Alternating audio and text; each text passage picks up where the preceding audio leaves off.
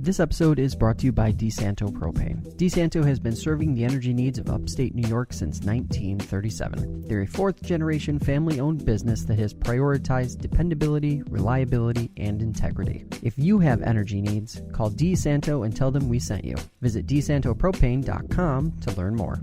And by the Fox family of dealerships on Route 5 in Auburn. Check out their vast inventory of new and used cars by visiting foxdealerships.com.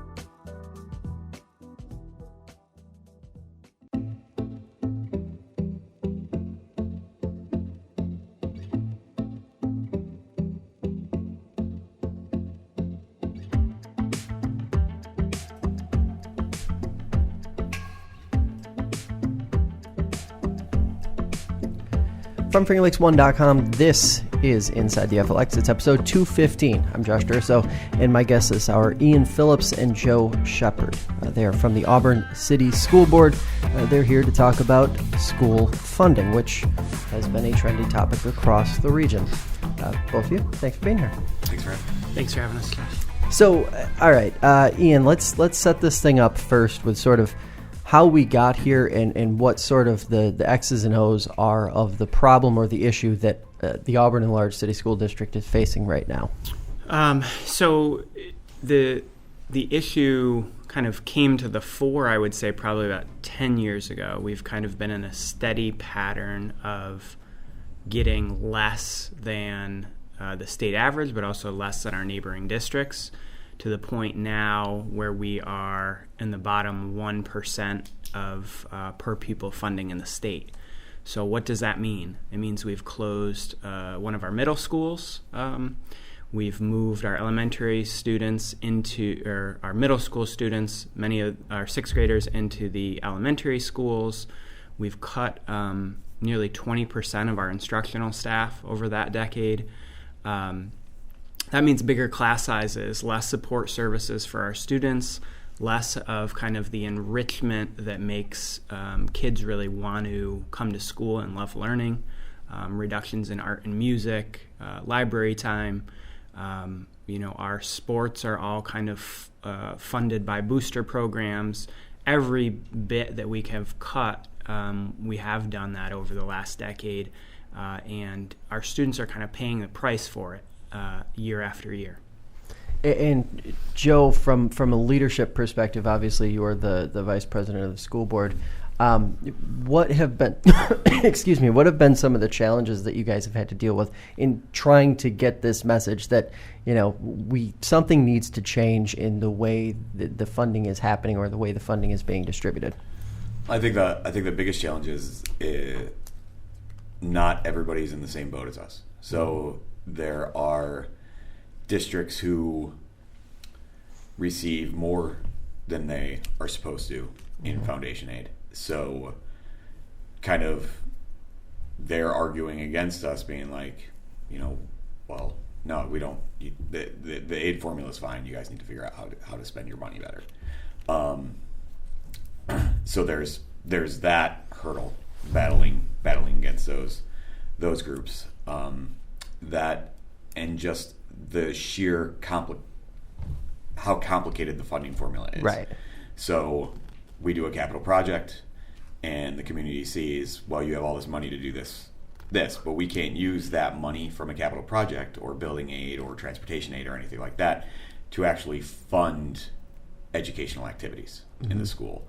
So I think the biggest challenge is getting people to understand how the formula works and kind of what our problems are based on a terribly calculated formula. Should the formula be simplified from the state's perspective? Should the way in which you guys are able to work with the money that you're allocated every year be sort of simplified so that you can distribute it in different ways that maybe you haven't been able to in the past? I mean, I would say there absolutely could be tweaks to the formula that would make it better. The issue is, if they fully funded foundation aid, the districts around the state are owed about $3.4 billion. And the longer they put it off, we have what are called hold harmless districts that Joe alluded to. So they're going to get a 1 or 2% increase regardless, right? In districts like ours, we're owed about $6.4 million every single year. The longer they put off fulfilling that pledge of foundation aid, we kind of fall further and further behind. So that owed amount and the gap between us and neighboring districts gets wider and wider and wider.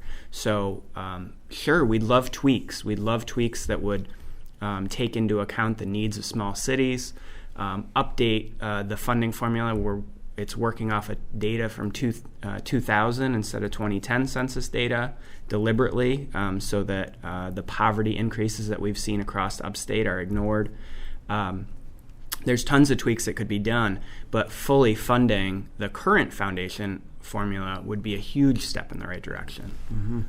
Now, you mentioned that number, 6.4 million-ish. Is that a number that continues to grow with each passing school year? I mean, it's a number that kind of is pretty steady. They're not making any dent in it. It's not growing in particular. The governor will put a certain amount in his budget for education every year, right. But then only a small section of that is actually dedicated to foundation aid. So he might increase transportation aid one year, or this, BOCES aid another. But the foundation aid is kind of what goes towards districts' actual operating expenses, and it takes into account things like poverty, student enrollment changes, students with special needs, English language learners. The foundation aid formula is complex, but it is designed to take in the needs of students first. But the way that they allocate funds, it's a very political process. It's not based on what students need. When you guys look at $6.4 million, what does that translate to, or in sort of real terms, in terms of what the student sees, what parents probably see when they're picking up their kids from school and things like that? Where does that sort of play out most noticeably? I think most noticeably it really class sizes. Yeah. We can't hire enough teachers. Yeah. Just to have class sizes. So we go from class sizes of, like, when Ian and I both went to school in Auburn, when we were in school, of 18 to now 24, 25, up to 30 in some bubbles in the elementary school. So that we have just the changing social and emotional needs of students now compared to even 10 years ago is huge, and we can't provide those services. We can't provide the services, especially Auburn is the seat of Cuyahoga County. All the services for Cuyahoga County are in Auburn. So all the students and all the families that need those services, those families come to Auburn, and we can't provide a lot of those services. But the community stepped up. I mean, we have mobile dental clinics. We have mobile. A school district is no longer just go learn how to read and write. It's now hospitals for a lot of kids. It's dental clinics. It's their psychiatry. It's everything, and we can't provide a lot of those social emotional support. So if a kid has a bad day, then when their parent comes and picks them up, they didn't have somebody that they can go speak to about that. So so our teachers are battling on several different fronts. They're battling with a massive class size. They're battling with kids who can't get the support services that they need. They're battling with supplies. A lack of funding also doesn't allow us to kind of set money aside for capital projects, so that we don't have to always go to the community when we want to do a capital project.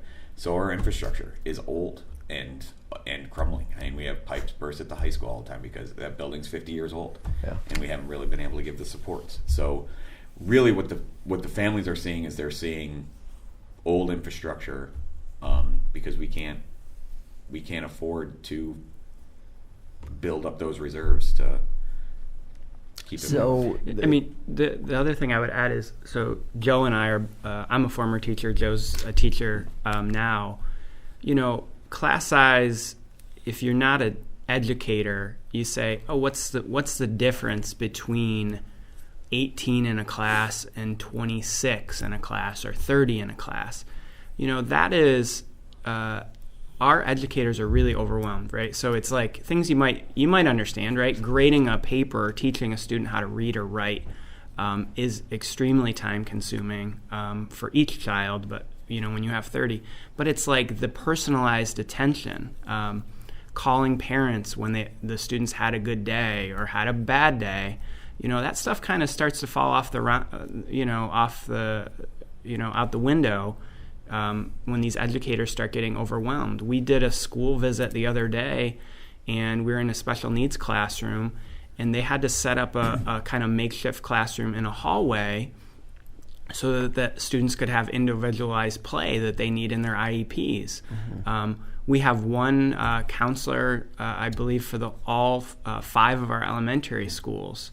And with increasing needs, you know, these students are really being affected. So we come at it from an educator perspective, but as a taxpayer, when the state isn't paying its fair share, like it's not in Auburn and in a lot of districts, that means your local school taxes are going to go up more than they would if the state was paying its fair share. And we've certainly experienced that in Auburn too. I mean, we're not exceeding the tax cap, but we're raising to the cap pretty much every year. And that's just to kind of keep afloat. And I was going to say that, talk to us a little more about that, what kind of challenge that must be in trying to figure out what little extra you do have to spend each year, where you're going to spend it and sort of insert it so that the student is having a better experience, so that the taxpayer is taken care of without also, you know, crippling the taxpayer at the same time. How do you run that balance when the state isn't, you know, paying their fair share? I mean, Joe's been on the school board a little bit longer than me, but as an outside observer before I was on the school board, what is tending to happen in Auburn and in a lot of districts is we have, you know, long tenured educators, they retire and then they just aren't replaced, right? And we're not most of the time laying off people, though we have had to do that. We're just a steady kind of bleed of getting rid of our most experienced educators and using the educators that we have left to kind of fill in all the gaps, right? Mm-hmm. And it's a makeshift solution in some cases. People are doing their best, but it's constantly more and more with less. And I think this is your story, Josh, here about declines in enrollment across upstate. Yep. You know, Auburn is not fitting that trend over the last 10 years. So we've actually had an enrollment increase, a slight one, over the last 10 years. But we've had this huge drop in our actual staff. Mm-hmm. So, you know, 20% less people serving the same amount of students. You can't do that in any profession. You certainly can't do it when you're educating kids. And to that point, I mean, when I believe we did that in the beginning of 2019 when we looked at the numbers, it was pretty clear that there were about 3 districts in the entire region, and I'm including our entire coverage region, which is about 63 or 64 school districts altogether. There were only 3 that had an increase at all. When you look at sort of the staffing levels, but then you also take a look at what the expectations are of Albany and of New York State on those teachers, on teachers like you, Joe. It hasn't been sort of like an even keel over the last 5 years. It seems like pressure and sort of the expectations are getting ramped up every year. So talk to us a little bit about that part of it from your perspective and how that sort of translates into this problem that we're talking about today. I mean, I don't want to say nobody, but there's a huge teacher shortage, yep. Not just in New York State, but nationwide. I'm a technology teacher, yep. And I'm like a white rhino. Like you can't. Places can't find technology teachers. Yeah. It's just they're not there. But there's also elementary school teachers aren't there. People aren't going in. They're just not going into the teaching profession. Right. There's a number of reasons. You know, it's it's expensive to even go to school to be a teacher, and then come out, and it's not a lot of pay for the requirements to become a teacher, like you know, master's degrees and 150 hours of continuing education every 5 years and all that. So it's not for what you have to do salary wise. You know, it's not really something that's like, oh yeah, like being a doctor or anything.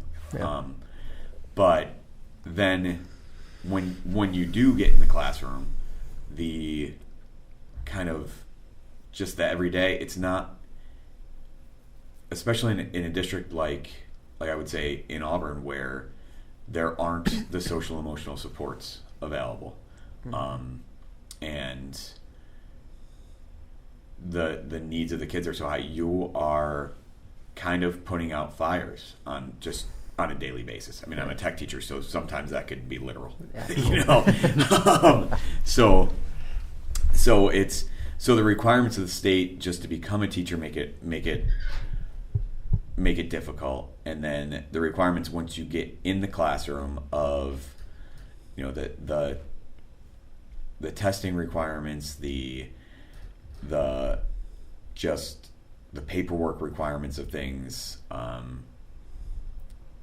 and then, you know, 27 to 30 kids in a room at once. It's difficult, and, you know, not having those support services, like, that makes it extremely difficult. And our teachers are amazing working with what they do. And does that, and I'm sure this conversation has come up among the board at one point or another, does it make retention and recruiting particularly difficult, sort of having this double-edged sword that you guys are battling on? First, the district financial situation, but then also sort of the nature of the work and what it takes to sort of get there. Has that kind of been part of the challenge too for you guys? Yeah, I mean, you go to Cortland has a big recruitment fair every year. I think it's coming up in like a week or two. And when I was there last year, when I was out job searching, they were talking about that just the amount of available teachers or teachers entering the work has dropped off. There used to be like thousands of people there, and there was maybe like 400 people there. Yeah. And programs are closing, so there's not a lot of teachers. So yeah, and then when you get into a district and you are, you know, a district like Auburn where there's always the possibility of a cut coming. There, right. You know, it's always like we just don't have the funding, so there's always that possibility. So that could be looming in the back of your head. I mean, when my wife is a teacher in the district, when she first started, her first 3 years there, she's a music teacher. Her first 3 years there was always, you know, am I going to have to start looking for a new job next year, or this year, or who knows when. So. When you guys sort of look forward, and I don't want to say look too far forward, but when you look sort of year to year, more than halfway through this current school year, what's sort of at stake if the funding doesn't change this legislative session in Albany? If things don't change, what are sort of the short-term implications of that for the Auburn School District? I think this immediate year, because we've made such deep cuts in prior years, this immediate year we're not in danger of kind of future cuts, right? If we have some retirements, I think we'll probably have to look at where those retirements are as far as filling positions, like we do every single year. But the long-term implications are our elementary classes, you know, continue to push the 30 mark. Can they handle that? I mean, that's sort of when you're talking about, you say class sizes moving from like 18, 19 to the mid-20s to approaching 30. Like, at what point does it just become unattainable for not just the district, but the teacher? I mean, I will say I taught for 3 years in Detroit public schools, and I think, you know, teaching a child how to read, right, and then teaching a child how to write, one of the most valuable skills that you can kind of instill in someone as a human being. But it's also like magic, right? There's all these phonics tricks, or you have different curriculum, but it is also like people learn in totally different ways, and that aha moment kind of takes a lot of time and kind of effort by the educator, by a parent. It kind of takes a village to teach a child how to read and love reading, and then teach them how to write. I had journals in middle school, which I taught, where they would write kind of a journal entry every day, and I would try to write something back to them a couple of times a week. And I had 40 plus students. And you can't teach a child how to write by giving them a little bit of instruction, once a week. You got to do it every single day in search of that aha moment. And our educators are doing so much. I just fear the demoralization of them. As soon as they get to retirement age, they're leaving, even though they've built up all these skills. They're getting out of the profession. And then, as Joe said, they're not going into it. So no, it's not sustainable. I mean, we had this roundtable the other day. Our social workers who knew what they were getting into, they wanted to work with the most vulnerable of our students, are totally burned out, right? Mid-career, they've invested so much time, money into getting these credentials, and they're like looking for the exit door. So it's not a sustainable path that we're on. We have growing deficits in our out years. So that means, deeper and deeper cuts, and, we don't know where that's going to come from, right? Is it sports? We've already kind of made them go on their own. We pay the coaches a small stipend. Is it other programming? Is it, the things that get kids to come to school every day, these extracurriculars? I don't know. Maybe Joe's got the answers, but we kind of look at each other every meeting saying, please help us. I mean, we have in the 2.5 years I've been on the board, we've made really sound fiscal decisions to find savings in places. We've brought in a consultant to work with our prescription drug costs to bring those down. That's created a huge savings in the district, and that's what's helping us this year to not cut and to actually potentially add some other social and emotional supports. We've had projects where we've had to completely redo our gym at the junior high. And we're like, well, we gotta dig into our reserves for that and hope that a boiler doesn't go, because where are we gonna get the money for that? So yeah, I don't know. Every year I've been on the board, it's been where are we going to find the money? We don't want to cut these positions. Is this a scenario where, and Ian, you alluded to it a little bit there, where morale amongst certain folks who work in the district is a little bit lower than maybe it has in the past? Is there sort of like has there been a noticeable decline sort of across the board over the last several years as this problem has kind of like grown and grown and grown to a point where it doesn't really appear super clear whether there's going to be a solution? I mean, I think it's fits and starts, right? It hits different people and different times, right? So certainly 2 years ago when our art and music teachers had to kind of split schools, right? They don't have their own set classroom. They're kind of in the elementary schools, they're traveling to and from a school. So the relationships that they can build are lower. Their kind of ties to that particular school are lower. We've asked our librarians to become kind of pseudo tech teachers. I think they've adjusted really well to that, but that was definitely a challenge early on.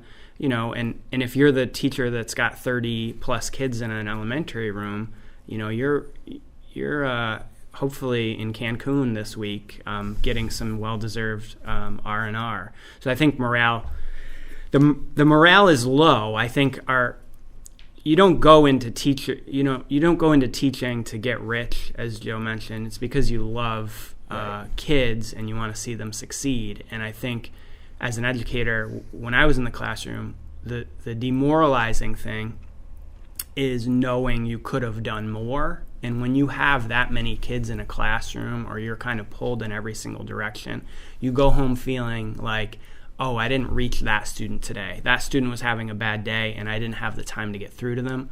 And that's the most demoralizing thing I think that you can experience as an educator, is feeling like, you didn't connect in the way that you could have, if you had the resources or the time or the energy to make that connection. Yeah. And Ian alluded to earlier the social workers burnout. I mean, our elementary school social worker, we talk about the class sizes for class sizes for our elementary school teachers. Our counselor in the elementary, there's one for 5 elementary schools. She has a caseload of 2,500 students. So one counselor for 2,500 students. Our middle school I think our middle school counselor is 350, 500? Mm-hmm. And then our high school, I think, are about 250 to 300. Mm-hmm. So that's one counselor for 2,500 students. How is she supposed to kind of do that? Like, how is she supposed to give that? And the state recommends, or their kind of mandate is 500 students per counselor. So we're not as a minimum, as right? a minimum. So we're 500 above the minimum. I mean, you kind of alluded to mandates, right? Yeah. There's no funding for these, right? This is all good. I mean, we want to have high standards for our students. We want to kind of push and have the best education, and so the politicians putting in these mandates, they're well-intentioned. There's no funding behind it, is the problem. And, there's nothing really on the horizon. We've met with every educator or every legislator that you can imagine meeting with in Auburn over years and years and years. And we were just up there with, a couple hundred students, 100 students. I didn't say a couple hundred, 2 buses. And every single one of them says, yep, we agree with you. We got to get you the funding you deserve, right? But they've been saying this for a decade. Yeah. So, we're kind of at a loss. They all point their finger at someone else. At the end of the day, we as school board members and our teachers have to look these kids in the face and say, we don't have it for you today, right? But they get to kind of, have a headline that says, well, we're going to bring more counselors to elementary school students. Are you? No, they're not doing any of the things that they say they're doing in Albany, and our kids are really suffering. And it's not just Auburn. I mean, obviously, Joe and I know Auburn best, but districts across the region, the needs are increasing at an exponential rate, as our poverty increases, as kind of factors in society. The opioid crisis is hitting the Finger Lakes particularly hard. All these things kind of come into our schools, and we have less than we did 10, 20 years ago when so many of us and your listeners went to school, and they remember the school experience they had, and I'm sure the good and the bad.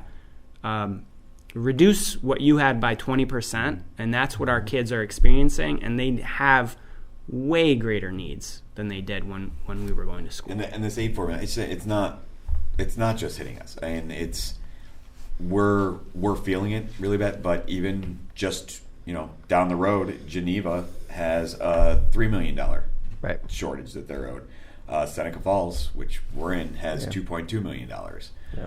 Then there's North Syracuse with almost $15 million. Elmira at $13 million. I mean, so, and all of those districts are hurting. Mm-hmm. And it's the inability of the state to fully fund their formula. I mean, this was a court case, right? So the foundation aid formula came out of a court case that went on a decade over many appeals. New York State settled with the parents that brought this court case that said, our Constitution says that all students are deserving of a fair and basic education. It's in our New York State Constitution.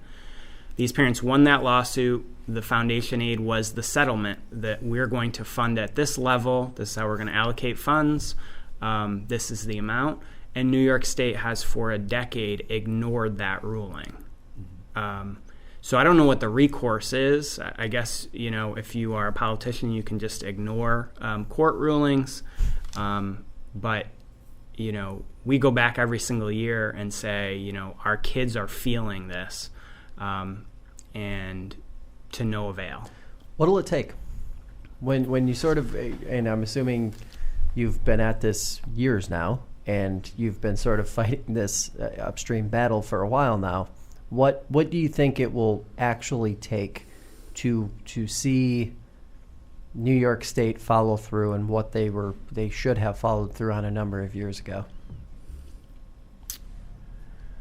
I think that it will require all of our elected officials to make it priority number one.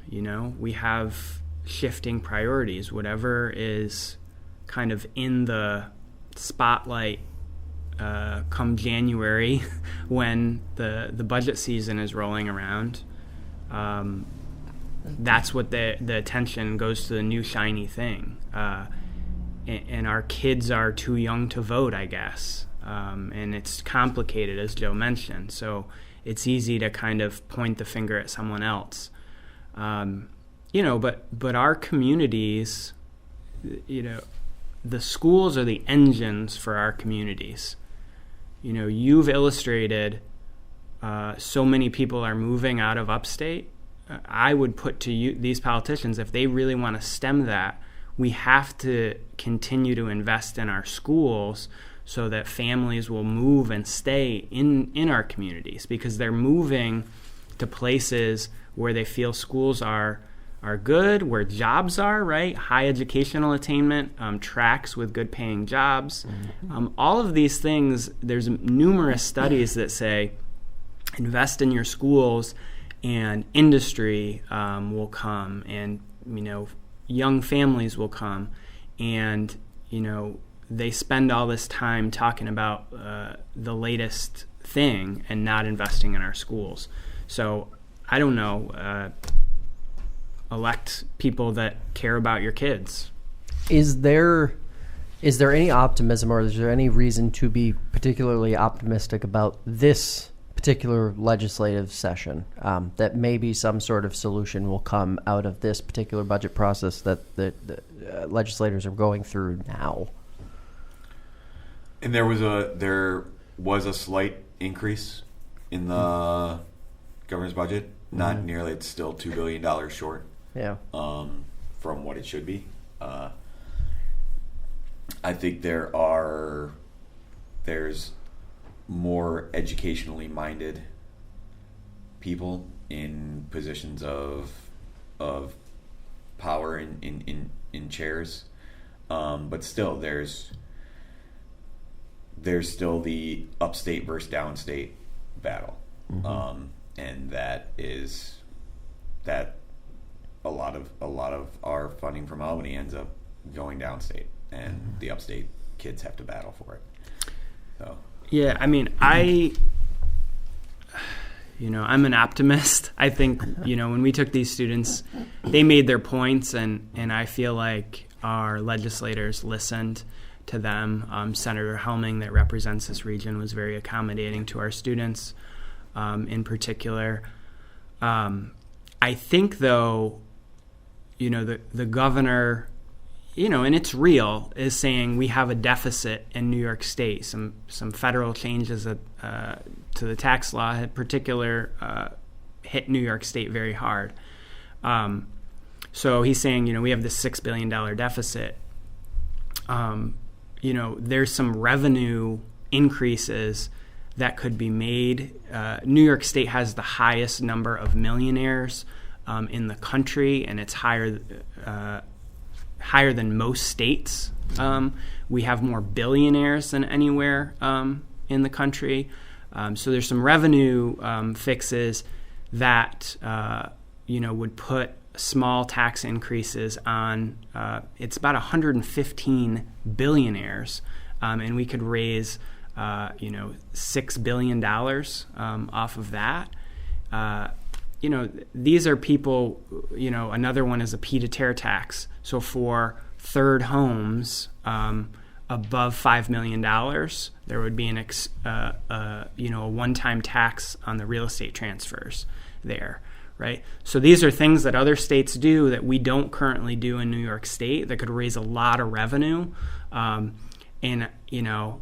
as beautiful as it is, and some of the beautiful houses that we have here, there's very few that are going to be hit in our region. So we benefit an extreme amount by some of these revenue increases, and our kids would benefit. So I am hopeful that our legislators up here, who I know don't want to raise taxes, but you can either raise taxes on ultra-millionaires and billionaires, or you can continue to raise taxes indirectly on our local school property taxes. So, they don't want to be the one to cast the vote to raise taxes in any way, but we have to on the school board, right, to just kind of keep our head above water. So you can keep raising taxes on working families here in the Finger Lakes, or you can pass these taxes on ultra-millionaires and billionaires. Best and worst case scenario, say over the next 6 months to a year, depending on how things play out, what are sort of the upshot and downshot of this situation and as it continues to sort of unfold? I think the best case scenario is they decide in the next month that they have $12 billion laying around and they fully fund the formula, and we get an extra $6.4 million, and we can add a whole boatload of teachers and social workers and, fund some enhancements to our building and technologies and all that. I think the worst case scenario is that